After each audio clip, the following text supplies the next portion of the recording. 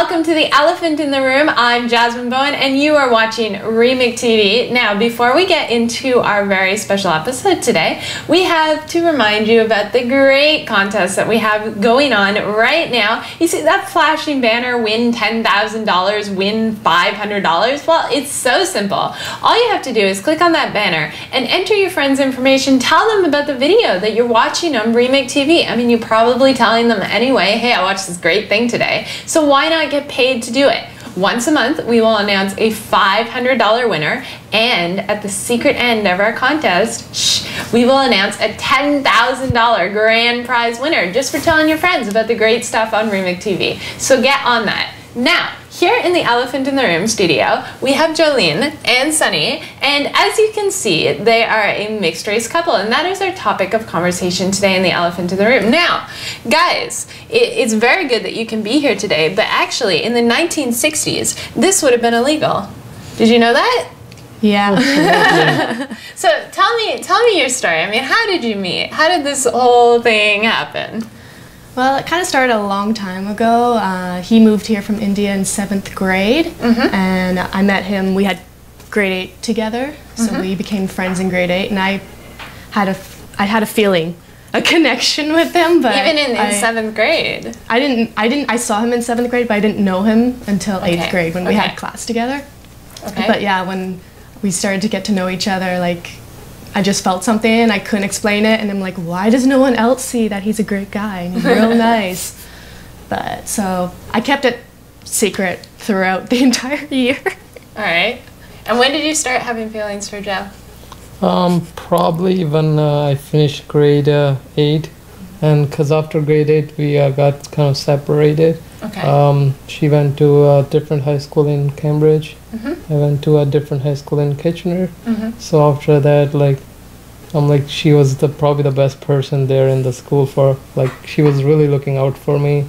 Now, was this platonic feelings or romantic feelings? I think it started as a, like, platonic feelings, but like it became really romantic in grade 10 when I really started missing her a lot. Because like it wasn't like I wasn't fitting in high school, but it's like at the time I was having that language barrier. And I remember back in Doon Public School, the school we went to together, she really helped me out with the English. So I really missed her company. Aww. And I'm like, wow, she had a great personality, and it's like, I hope I get to see her again. Okay, so you moved here from India, 7th grade. Yes. Right. So you came from a culture of all racial Indians. I mean, true. Did you not think it was a little bit strange within you to suddenly start having feelings for a white girl? I want to say that no, because with me, like, even in India, like, it's a little different because there's a lot, even though everybody's Indian, there's different cultures back home in India. And I grew up in the city there in New Delhi, and like there was different people from southern India, northern India, western and east, that I kind of grew up around that, like living with different kind of people there.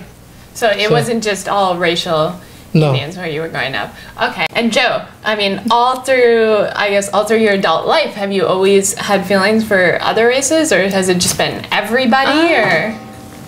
I've always found them more attractive, like more interesting, because I have a very strong interest in cultures and languages and religions, anything to do with like the other side of my little town, which was very white. Okay. We had a couple of other cultures there, but it was predominantly white.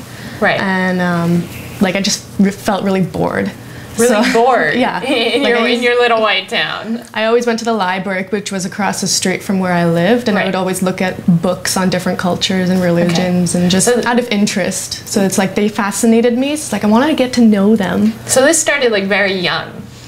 Probably like junior high. Okay. Yeah. Now, were you ever with someone of the same race as you? Yeah. Okay. Like once? A couple of times. Okay. All right. Now, I know you had a previous serious relationship to Sunny, and that was with a Japanese man. Yeah. So can he you was tell half me? Japanese, He was half Swedish. Now, did he look Japanese though? More Swedish. Okay. Yeah. And what was your What was the reaction to that? I mean, over in Japan, how was his family feeling? He had a very good family name, so I think it didn't really make too much of an issue. Plus, he had a very outgoing personality, so people felt very comfortable around him. Okay, but with you, I mean, what were their reaction to you? For the most part, everyone was pretty accepting. Okay.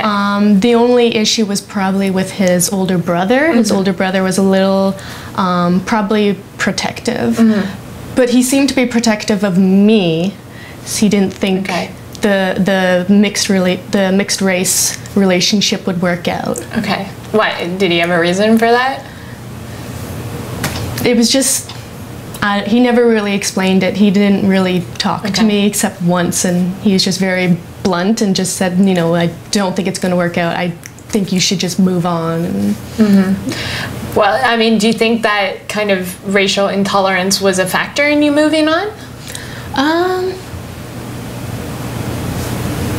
don't know. It couldn't have been easy. I mean, having someone not be tolerant of you for something that you can do nothing about. I figured, like, had I had met him in person, over time he'd change his mind. Right.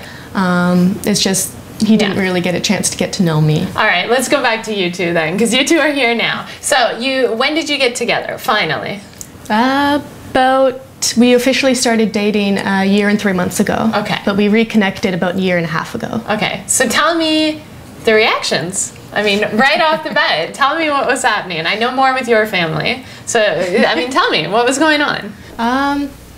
Well, when we first reconnected, I immediately confessed my, grade 8 crush to him. So it's like out there. And then he was just like, wow, are you serious? Like, what were you thinking? Well, I was just thinking that, wow, we went through that school, together during that time period, and we didn't really open up because we were kind of young at the time. Right. But, I just told her that I had a mutual feeling, too, about her. And what was your family's reaction when you started bringing her around? It was really strange. Strange? That's an interesting word. Yeah. How do you mean? Well, I in a way, I should have eased them into, having Jolene around me, in our house. But you didn't ease them.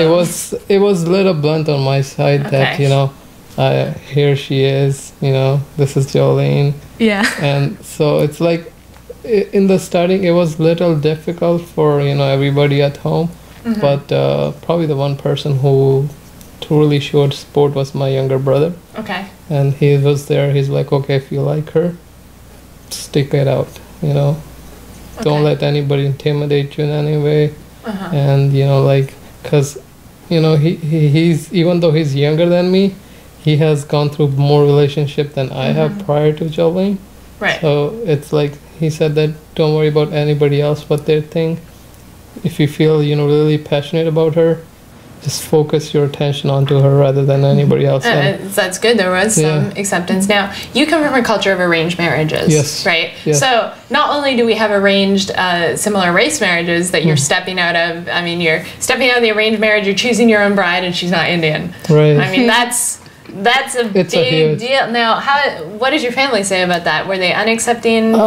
Initially, they were hesitant to say anything because, even though, my parents are, they grew up sort of differently compared to other Indians in India, but they didn't want to say anything to me, but, I can feel they weren't too happy initially, because it was out of the open, and, prior to, I said, Jolene, I never really had any, relationship, serious or at all.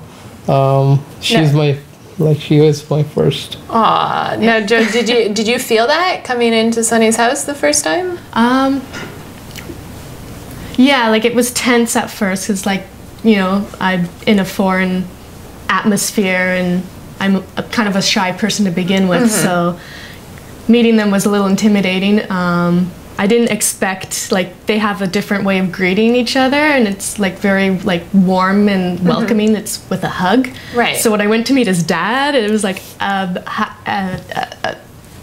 hi. So, I mean, of course, there's going to be cultural differences. And, I mean, having a relationship is hard enough. But having to deal with all these cultural differences, it's a whole different ballgame. So tell me about, like, strangers on the street. What would happen there?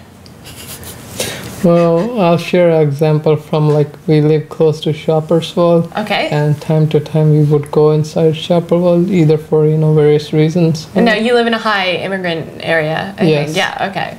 And, like, even though, like, it's hard not to, like, pay attention on her, but time to time my attention goes away. I look around myself, and I do see people looking at us, like, strangely. But at the same time, I have a feeling that they're wondering, God, I wish I could do that too. They may be wondering that, but they may also be wondering what's going on there. Yeah. Right? So has anyone ever said anything to you that you didn't know, or like strangers on the street? I don't think we've had anyone really approach us. But they've had weird looks, right? Yeah. Especially the older generation, they kind of like... Right. So... I mean, the older generation, especially if they came here recently, they have a hard time letting go of the culture of their country. And Canada's a very accepting, culturally accepting country. So it's a little bit different. And do you think as you guys get more serious, opinions are going to change, or you're still going to have to fight this fight the whole way? I think over time, things are going to, like any sort of tension or like issues, I think they'll decrease because his family will get to know me a little better and become more accepting, hopefully. For the most part, about strangers on the street, like I hardly even I don't pay attention to them. Just like, look at this. Now, as you get older, I mean, you're in Canada now, but as you get older, where's your future? Would you like to move back to India? I want to go visit. You want to visit? Yeah. But this is your culture and your country here. And, I mean, you're a newcomer still. Do you think as you get older, you might want to go back to your own culture? No, actually, the reason we moved out here is to find better opportunity. Right. And I plan to stick out here, stay with Jolene, and just, establish new, like base as. Do you find it a little uncomfortable because of the change of culture? Not anymore. Okay. Because like when we did move to Canada, we moved into Kitchener, and at the time there was no ethnic person there in my school or anybody around. So early on, I got the exposure to living with different people there. That was really big help. So I got really comfortable. It's kind of really difficult over here in GTA. There are different communities here.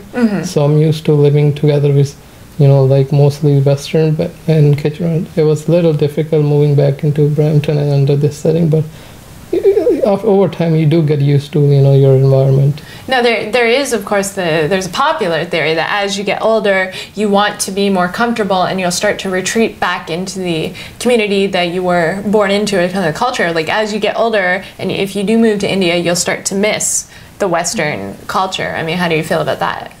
I'm sure it's like... And therefore, the separation of the relationship, because you'll want to be back in your comfortable culture. He's pretty set on staying here, so I'm more concerned. Okay, so maybe the question is more directed at you. Right, and because most of my side family, like my parents, their family's over here. So it's like we hardly have any reasons to go back there now. So we're like, planning staying here. And you don't want to go back?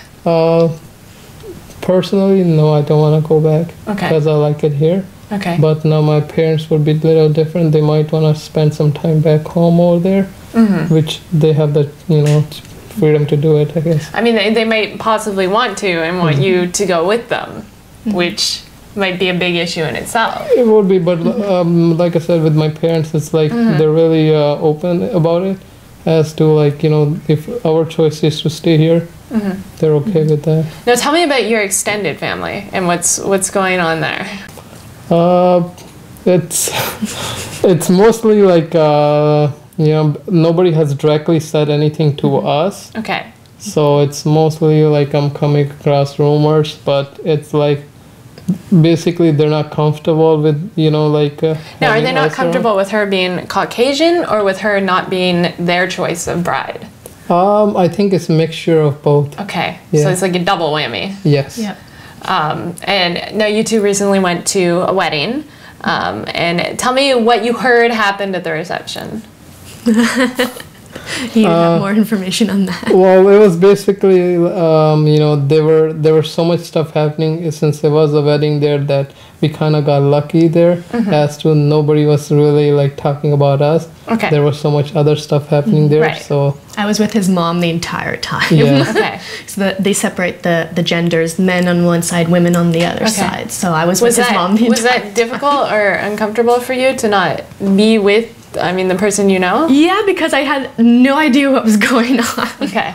Everything was in Punjabi and like an older style of speaking Punjabi, so you even had he no doesn't hope. understand half of it. yeah. Okay. Yeah. And I mean, that's part of it, being uncomfortable in certain social or cultural situations. All right, so we'll leave you guys right there for a minute. We will be right back on Remix TV, explore some of the issues like mixed race children growing up in a culture they don't belong into and other issues to do with the mixed race relationship. So go get a drink of water, walk your dog, fluff your pillows, whatever you need to do. Come right back and check out the second part of this video.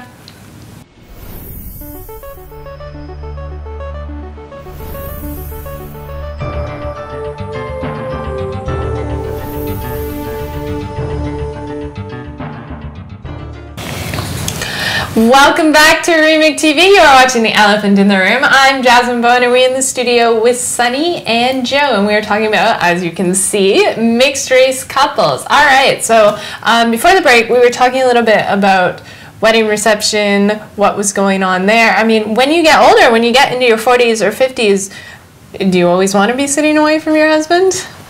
But, I mean, that's a big cultural thing.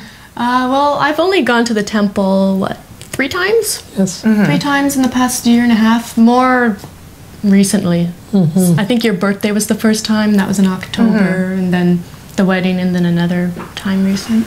So, not too frequently, but It's something I don't mind it. Like, when we usually go there, there's no one else there. There's like a couple of people coming in and out, and they don't stay for very long. They just kind of come in, say their little prayers, put a donation in, sit down for a minute or two, and then they'll leave. But at the wedding, it was longer space got a good apart. taste of it, yeah. Yeah, I got more taste for the flavor of the actual culture and the experience of a Sikh wedding. Which is very different. It's not so quiet as it is in Western weddings. Now, children running around. What about when you guys get married? What culture are you going to follow to get married in? I plan on trying to merge both of them because we're going to have both ceremonies and one reception. So that way we can appease both families. Because otherwise, if I don't do his ceremony, his family's going to be upset. If we don't do my ceremony, my family's going to be upset. And in their culture, they don't view marriages as valid if they're not done in the temple. Oh. So it's not like we can combine them and do an outdoors ceremony. Right. It's got to be indoors. So I mean, planning a wedding and having a wedding is a big enough headache without having to do it twice. Yeah, but in their culture, the parents plan everything. The relatives plan everything. Okay, so you don't have in to Western say. culture, it's like, I do everything. Me. In his culture, his mom is probably going to be like, oh, like we could do this. I'm like, okay, I don't know, you go. This is for you. But it still means that you have to go through 2 ceremonies, whereas if you were a couple of the same race, I assume it would just be one. Maybe you're extravagant, I don't know, but... It's common in their culture to have the wedding ceremony one day and then the reception the next day. His cousin's wedding that was in January was a little different. They did it in the same day, and it was very long. So I think they space it out, over 2 days purposely because it's a very long process or event. Now, what about, I mean, Sunny, what if she never learns to cook like a good Indian woman? I mean, the food won't be exactly the same because she can't have learned it from the culture. So when you get older, I mean, you come home at 50 and you want to eat Indian food, and she's cooked you hamburgers. Well, Well, gluten-free hamburger. exactly. I'm not really. It's really different at home because when my mom cooks us dinner, she has to cook it in different setting. Like, because my brother likes spicy food, I'm completely opposite. So that was another point that both of us really like, that we have something more in common. That you can't eat spicy food, right? I have a low tolerance. I enjoy it, but I have a lower tolerance. So that's kind of a barrier between going into the full Indian culture. But we have kind of like the same spice tolerance. Okay. It works out that way. Okay. Right, so it's like whatever she has cooked so far for me, I enjoyed it. Like both of us enjoyed it, and it's like it was a good experience. As like, you know, in the future when she cooks for me, and I don't want to make it sound like she's only cooking for me. I mean, I have to, but He made breakfast this morning. Wow. so eggs. So yes, like I said, there was another it was amazing thing that we have almost everything in common, including our food now. So there you go. All right. Well, hopefully it doesn't change as you get older. So let's kind of shift gears a little bit. Talk about, do you guys plan to have children? Oh, yes. Absolutely. How many children? We're gonna start with 2, like try and do a boy and a girl, and see how much more we can afford. I think that's kind of what we decided. So these children, I mean, they're going to be absolutely gorgeous, stunning mixed race children. But what about the way that they're going to feel in the community? Like, where do they belong? Do they belong in Canadian culture? Do they belong in Indian culture? Where do they belong? Where do they find their place? Have you thought about that? You might have more to say about that. We sort of spoke about this, and we sort of decided that we'll give them exposure to both cultures. Because technically, I'm still, even being in Sikh religion, like I'm not, really Sikh because I'm not really baptized, as you guys say. But we'll give them definitely exposure to both cultures, and from then on, as they become older, it will be their pick. Now, all children get bullied, right? And all children go through that, and all children kind of look for their group to hang out with, their kind of clique. But as mixed race children, I mean, they wouldn't be able to hang out with the white kids or the Asian kids. They would kind of be somewhere over here. I mean, have you thought about that? Maybe there is a group out there now. That maybe there is. Maybe there I've seen some. But I mean, that's just creating another group in itself for somebody who's a third of each race to not be included in, right? Now, religion. So what day do you go to temple, generally? Mostly Sundays. Sundays. And you go to church on Sundays. So how's that going to work? I've only gone to the temple during the week. They have temple service. Right, but if you're going to raise them in both cultures, I mean, they can't be at church and temple at the same time. With the Sunday part, like it's a weekend. Okay. That's why we usually go during the weekend. But like my work is on the weekend, so now we go on the weekdays. So it's not really a one-day event there. It's open 7 days a week. So any day you can go in there. Exactly. And go ahead. I was just going to say, that's probably why when we go there, it's so quiet, because we go during the week in the afternoon and there's no one there. Weekends, it's probably more people there. Right. Like in a church ceremony, they only have it on Sundays, or at least depending on which branch of Christianity, you only have it on Sundays, and everyone goes that day. Now, how would you feel if your Indian-looking kid chose the church, the Catholic Church? Oh, I'm United. Or United, yeah. Sorry. I mean, how would you feel if they chose one religion over the other as opposed to both cultures? We actually have a mixed family in my church. Okay. My church is it's in the downtown of Kitchener, so they've got a mixed family there, a black woman with her white husband and their 3 daughters, and everyone there is very welcoming. Okay, so it's very accepting. Yeah. If your white-looking kid chose the Sikh religion, would that be? No, there's no conflict there at all. Like the way our religion is, that everybody is welcomed, and if you do go to temple, you'd get to see different people there too. So it's not like they're sort of turned away at the doors. Everybody is welcome there. Fair enough. Would one of you feel betrayed if your children chose one religion over the other? No. Like I said, we're not really I'd say we're more spiritual than religious. Okay. So, and plus I have a very strong respect of all religions, so I'm always open for them to explore other things and see what fits them. Right. You know, it'd be about what's with that feel is comfortable. religion, if they chose one culture over another, like if they chose to only want to dress in Indian clothes, that would be okay, like whatever your kids want to do. It would be their choice, like, you know, Okay. but initially we'll give them exposure to both cultures, but it's like as they grow older, like they're becoming independent person, then, you know, so it's their choice. Oh, well, that's a very accepting and tolerant view. And I mean, it is hard for mixed race children growing up to kind of find where they fit, because in a way they fit everywhere, but in another way they don't really fit anywhere, you know? You know, they can't necessarily go to the Sikh area and have them all be like, oh, you're one of us, because it'd be like, you look a little weird, right? And with the same, with the Caucasian area, they wouldn't fit in a full Caucasian town. So it's a big difference. Now, do you guys think that this topic is something that's going to continue to grow? Because, I mean, through history, it's been accepted, and then it hasn't, it's been accepted again, and then it hasn't. So, I mean, where do you think it's going? I think it's over time it's going to be more accepting, just because the way the world is developing right now, it's becoming more globalized, and he hates that word. Globalized?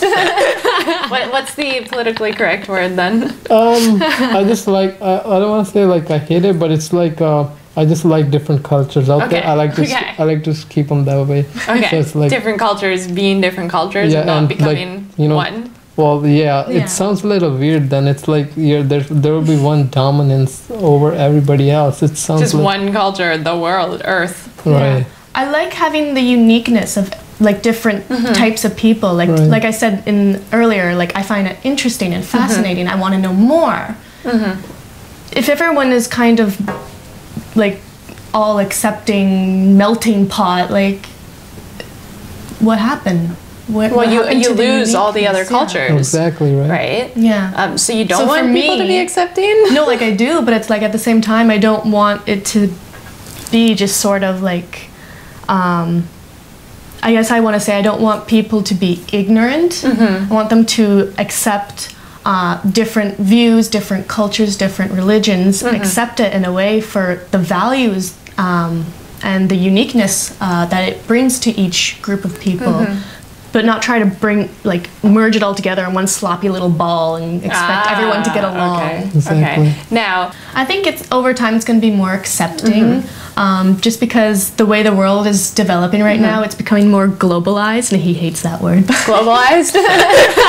What's the politically correct word then? I just like, I don't want to say like I hate it, but it's like I just like different cultures out there. I like to keep them that way. Okay. So it's like, different cultures being different cultures, and not becoming like, you know, one. Well, it sounds a little weird. Then it's like there will be one dominance over everybody else. It sounds just like, one culture, the world, Earth. right. I like having the uniqueness of like different types of people. Like like I said earlier, like I find it interesting and fascinating. I want to know more.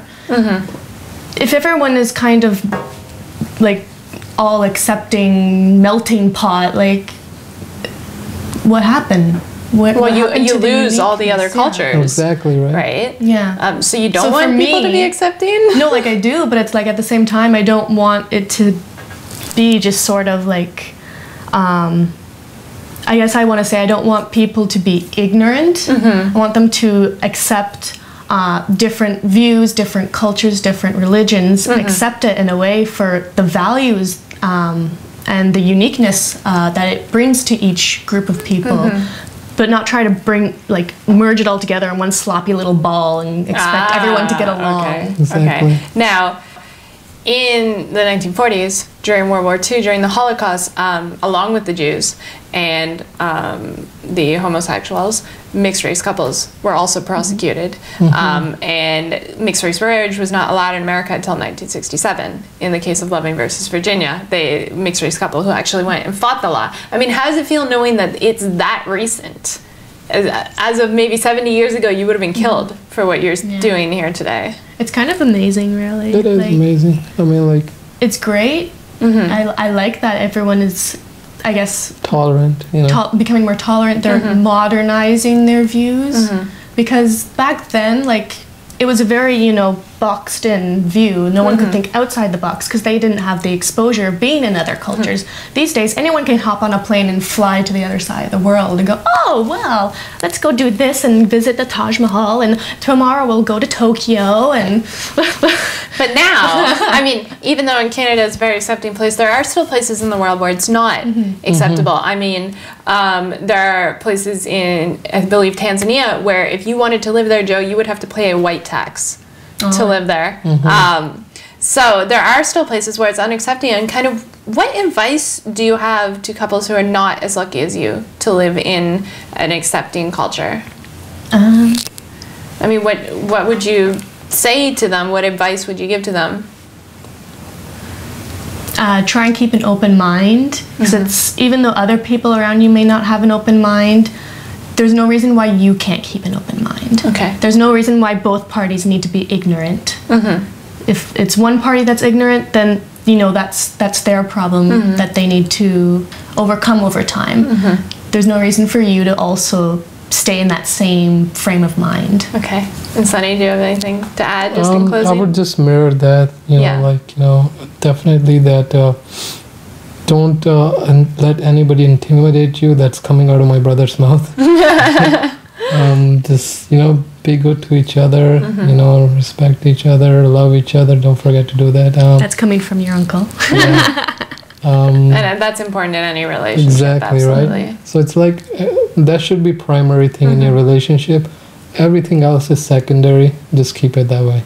Oh, that's good advice. So thank you guys very much for being on the show, and I wish you best of luck in the future of your relationship. Before we close off, make sure to click on that blinking contest banner. You know you just watched a fantastic episode and you want to tell all your friends about it. So click on that banner, enter their information, tell them about the great love between Sunny and Joe and all the other awesome things here on Remix TV, and you could win $500 a month. And at the end of our contest, you could win $10,000. $10,000 just for saying, hey, I watched this amazing relationship, this amazing episode with this great couple. Catch you next time on Remix TV. I'm Jasmine Bowen, and you've been watching The Elephant in the Room.